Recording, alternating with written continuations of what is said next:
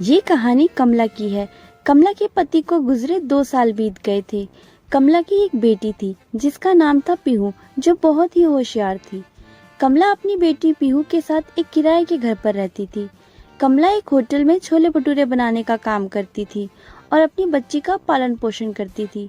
कमला के जीने का बस एक ही मकसद था कि वह अपनी पीहू को पढ़ा लिखा कर कामयाब बनाना चाहती थी। वह हर सुबह पहले पीहू को स्कूल छोड़ती, फिर वहीं से अपने काम के लिए निकल जाती और दोपहर के समय पीहू के स्कूल की छुट्टी के बाद उसे अपने साथ लेकर ही घर लौटती थी।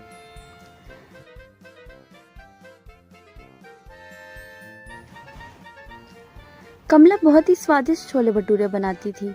उसके बनाए हुए छोले भटूरे खाने के लिए हमेशा ही उस होटल पर भीड़ लगी रहती थी। उस होटल का मालिक साहिल बहुत ही घमंडी और लालची इंसान था। अरे भैया, जरा एक प्लेट छोले भटूरे तो लगा देना। मैंने आपके छोले भटूरे की बहुत तारीफ सुनी है, इसलिए मैं आज यहाँ खाने चला आया।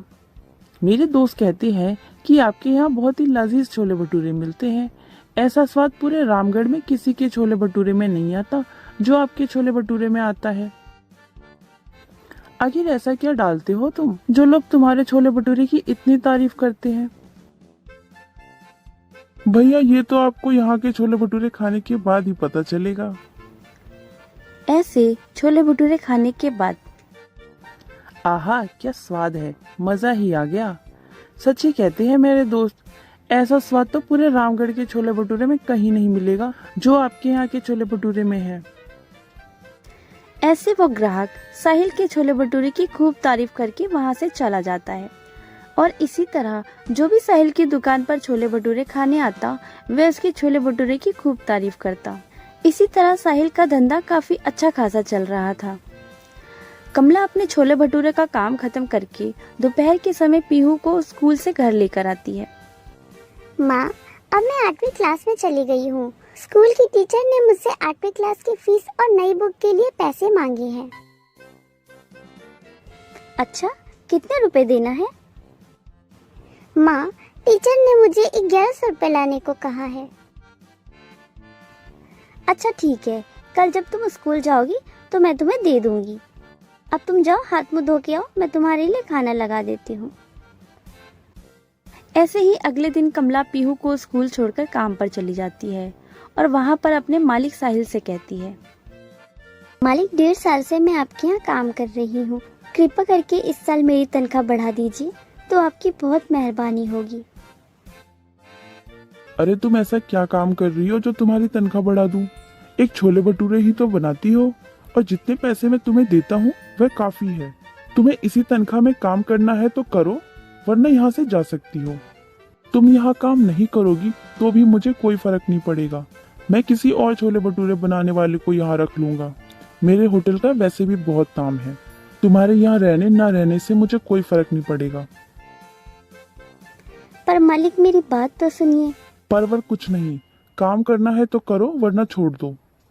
बेचारी कमला, उसके पास यहाँ काम करने के अलावा और कोई रास्ता नहीं था।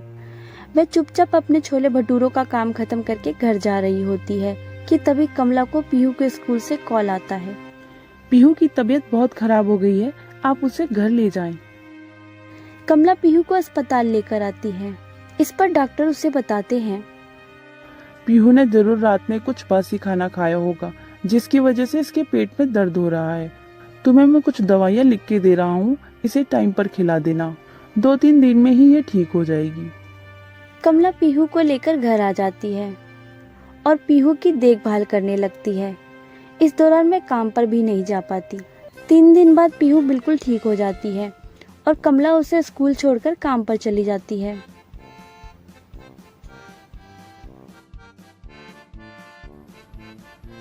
अरे तुम अंदर कहाँ आ रही हो? अब तुम्हारी यहाँ कोई जरूरत नहीं है। मैंने एक नया छोले भटूरे बनाने वाला काम पर रख लिया है। इतने नखरे बढ़ गए थे तुम्हारे, आए दिन छुट्टी लेती रहती हो। पर मालिक, मेरी बेटी की तबीयत खराब हो गई थी, इसलिए मैं काम पर नहीं आ सकी। हाँ तो अब क्यों आई हो?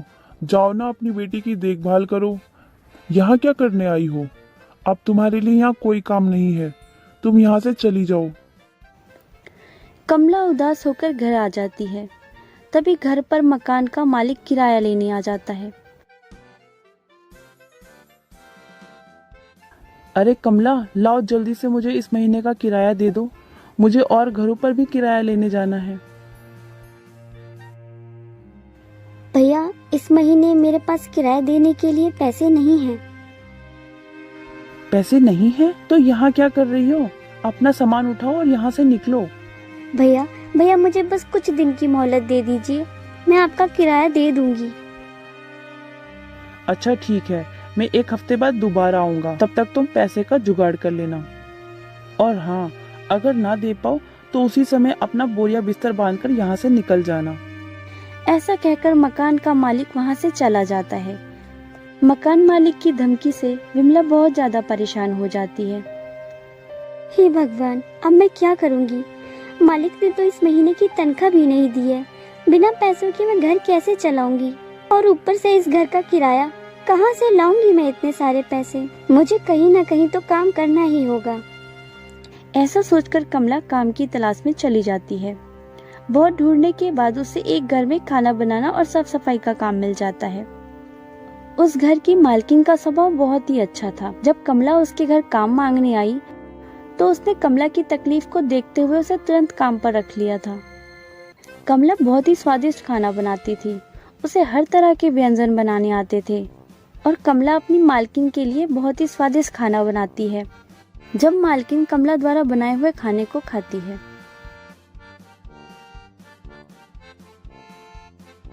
अरे कमला, तुमने तो बहुत स्वादिष्ट खाना बनाया है।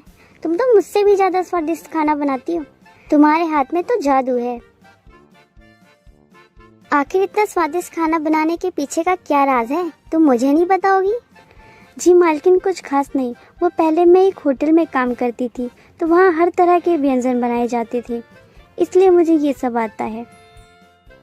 ओह, तो ये बात है। तो क्या तुम मुझे बनाना सिखाओगी इतना स्वादिष्ट खाना? हाँ मालकिन, जरूर।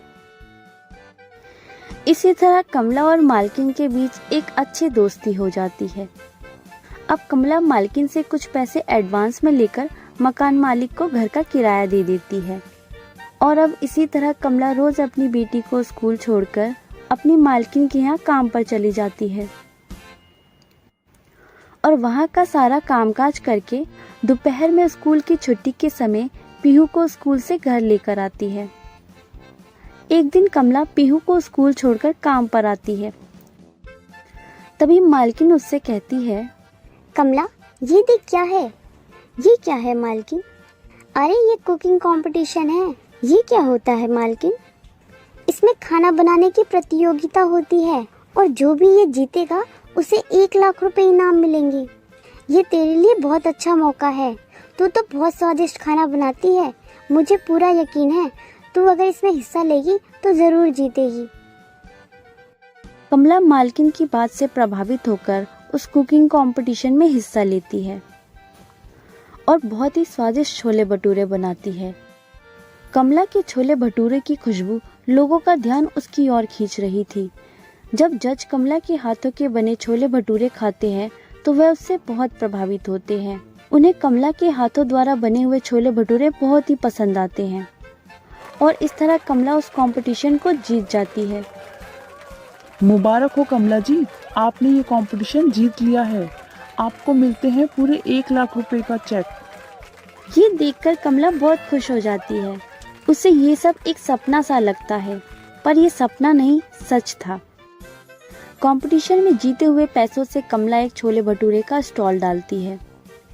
जैसे ही कमला छोले भटूरे बनाती है, छोले भटूरे की खुशबू से लोग कमला के स्टॉल की तरफ खींचे चले जाते हैं और देखते ही देखते कमला के स्टॉल पर खाने वालों की भीड़ लग जाती है। धीरे धीरे कमला के छोले भटूरे पूरे रामगढ़ में मशहूर हो जाते हैं। इससे कमला की कमाई काफी अच्छी हो गई थी। उसने जल्द ही एक बड़ा सा अपना घर खरीद लिया था और उसमें अपनी बेटी पीहू के साथ खुशी खुशी रहने लगी थी।